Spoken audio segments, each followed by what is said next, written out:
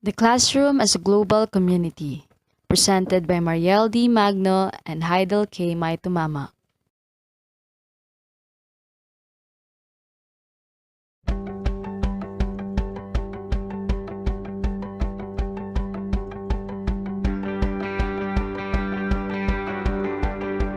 My teacher, Miss Rose, brought us on this trip. And our local tour guide, she added in all these extra facts that it was like only the insiders know, the really local people get to know. That's cool. It's an entire shift when you actually come here to experience it firsthand. This is such an active tour. You get really involved in the culture and it's amazing. To see their perspectives change, to see their eyes open up wide, that's something really special. Life keeps going on.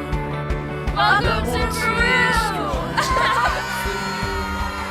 Just makes everything that we have studied for so many years become reality in some very, very special and unique ways. It's exciting to actually have a bratwurst from Germany. I had spaghetti noodles with Tuscan meat sauce. So good. This is the classroom. Suddenly the words leap off the page. Being able to apply all the knowledge I have to something that I can touch, that I can see, that I can hear the echoes bouncing off the walls, and it was unlike any other experience I've had. We're in the center of Prague. Here we are in the marketplace of Crete. We're at Manuel Antonio National Park in Costa Rica. This is our classroom. We've all learned about it in history class, we've all seen it in the textbooks, but to actually be here and to actually go onto the Acropolis and be able to see the Parthenon is more than I imagined it would be.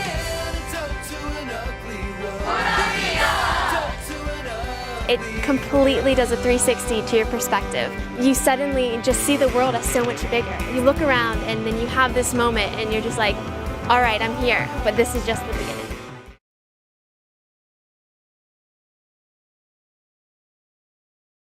We live in a mutually dependent and mutually supporting global society by way of the economic, environmental, communication, political, and social systems we normally use in everyday life. In an interrelated society like ours, the responsibility to prepare the students to live productively within this natural environment falls on the teachers and the school.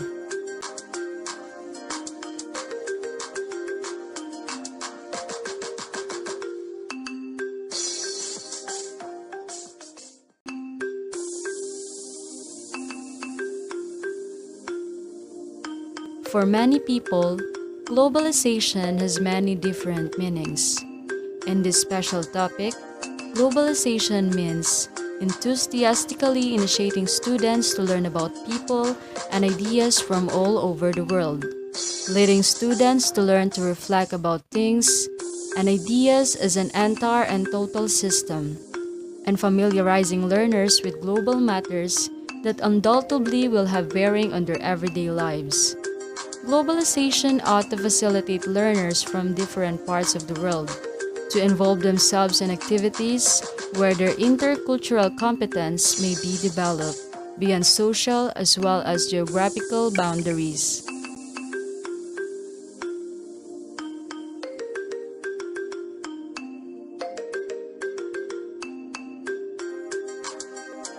The experts in intercultural education and training from Kent University in Ohio, Kenneth Kushner, Averill McClelland, and Philip Safford, describe globalization as an increase in the scope and magnitude of human contact with its subsequent escalation of interaction and interdependence, and it seems to be the defining concept at the beginning of the 21st century. Recent advances in communication and transportation technologies have resulted in a rapidly shrinking world and have increased and sometimes forced contact among people from diverse cultures. It has been observed that when we find ourselves affected by conflicts and change, like global terrorism, diseases such as AIDS, avian flu pandemic, struggles for peace, drug trafficking, threat of environmental disasters and natural calamities, our tendency as people of the world is to sympathize with the victims, yet we are unable to communicate that feeling to the concerned because of varied reasons. Kushner and his colleagues articulate that the distinction between what is local and what is global have been blurred, as he observes that many people find the whole scenario incomprehensible.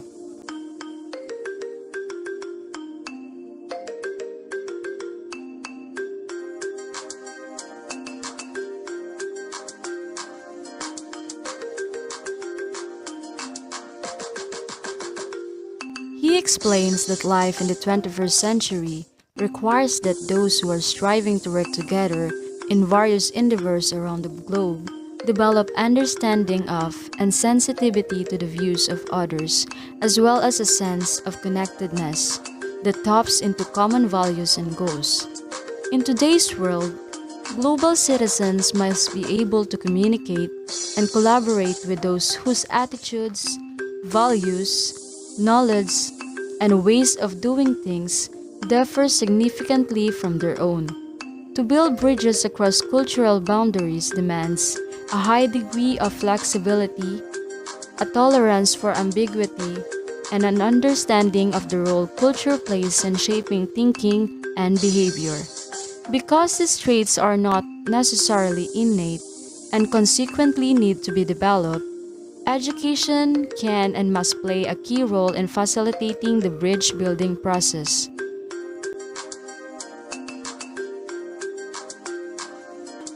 Educational implications. A healthy, well-functioning global society demands that individuals have the ability to think, perceive, communicate, and behave in new and different ways with people from many different backgrounds.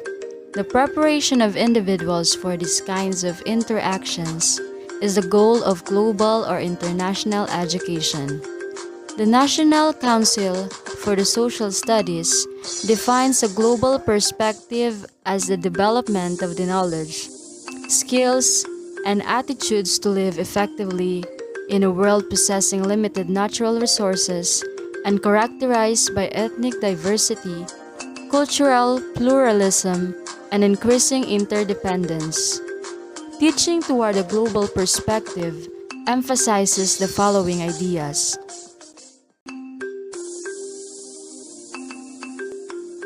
First, the human experience is an increasingly global phenomenon in which people are constantly being influenced by transnational, cross-cultural, multicultural, and multi-ethnic interaction.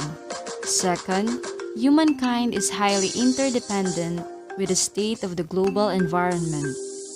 Third, the goods we buy, the work we do, the cross-cultural links we have in our own communities and outside them, and increased worldwide communication capabilities all contribute to an imperative that responsible citizens understand global and international issues. Fourth, there is a wide variety of actors on the world stage, including states, multinational corporations, and numerous voluntary non-governmental organizations, as well as individuals. Lastly, citizen participation is critical at both local and international levels. These ideas are the characteristics of a global classroom.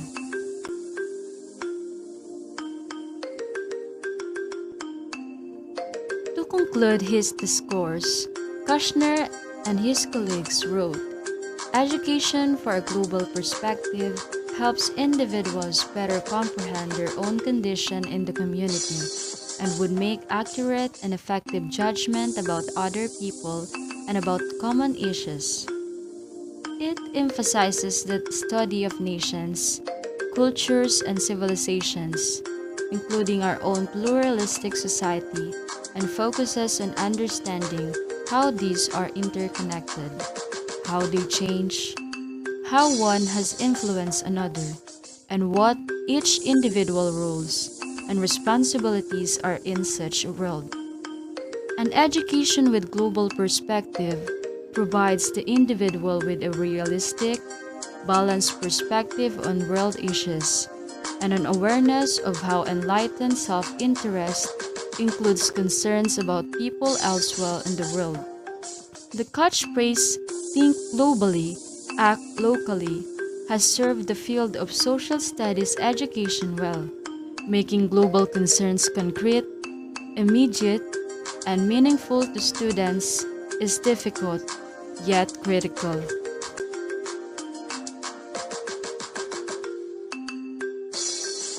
The characteristics of a global classroom includes long-term goals of schools, methods of implementing goals, and concepts that develop a global perspective woven throughout curriculum. To appreciate people from other cultures, to develop sensitivity to the needs of people, and to increase knowledge about people around the world are the long-term goals of schools. The methods of implementing goals are: first, help students learn firsthand about cultures and other countries. Second, share what they are learning locally and globally with others. Third, collaborate on common projects across national boundaries. Fourth, study and live in other countries with students from other countries. Fifth, welcome global career opportunities. And lastly, develop capacities for success in a global village. The concepts that develop a global perspective, woven throughout curriculum, help students develop cognitive skills and attitudes such as empathy, interconnectedness, perspective-taking, cross-cultural understanding, action orientation, and prejudice reduction.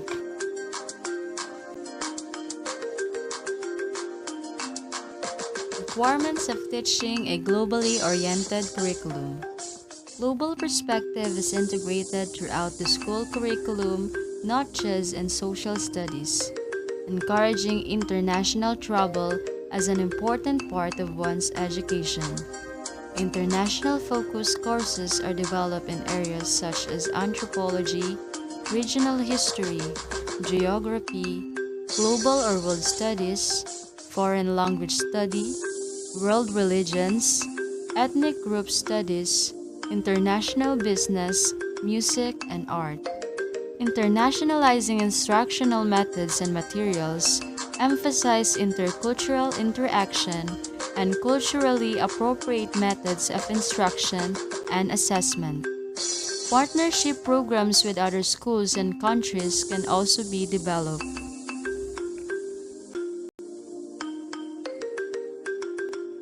Internationalizing the disciplines.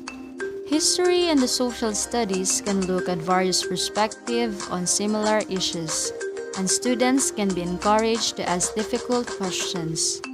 Reading and language arts can include world literature. Science education might include the study of the natural environment and problems created by technology and economic innovations.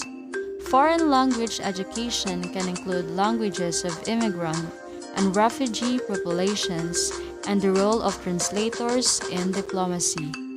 Mathematics education can include the study of the metric system and traditional numeration systems from other cultures, and math concepts can be taught using world data and global issues. What should students study in a global education curriculum? First, global issues, problems and challenges. Second, culture and world areas. And lastly, the world.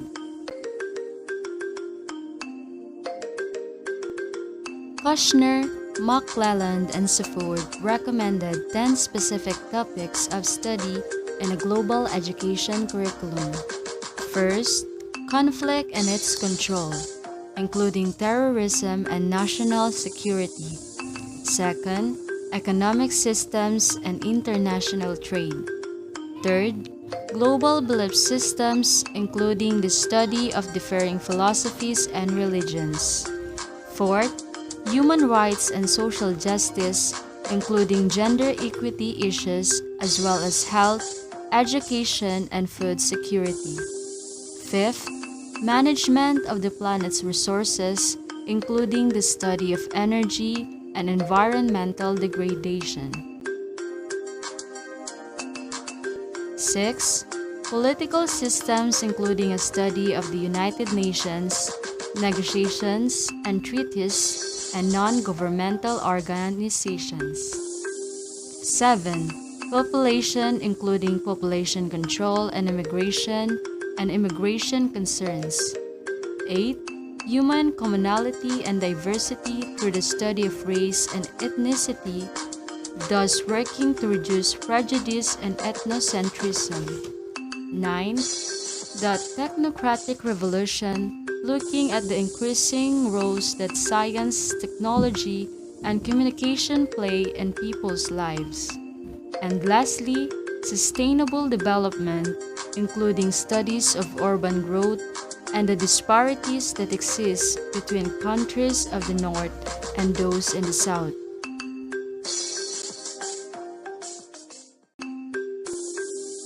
Conclusions. Schools are increasingly finding ways to help students develop as global citizens. Teaching students about global issues and encouraging them to see the world through others' eyes is of huge importance. In an increasingly interconnected world, today's young generation needs to learn to be able to engage in communication with people from a wide range of different cultures and traditions. For students to participate effectively in the global community, for them to develop global competence, which includes the attitudes, knowledge, and skills the education system locally and globally better support the whole child and elevate the teaching profession. An area of exchange programs run by the U.S. State Department and NGOs are one of the opportunities that exist for teachers and students to connect with one another across the world. These opportunities provide educators with meaningful cross-cultural interactions. Integrating global topics and perspective across content areas, providing opportunities for authentic engagement with global issues, and connecting the global experiences of students and teachers to the classroom makes the classroom as a global community.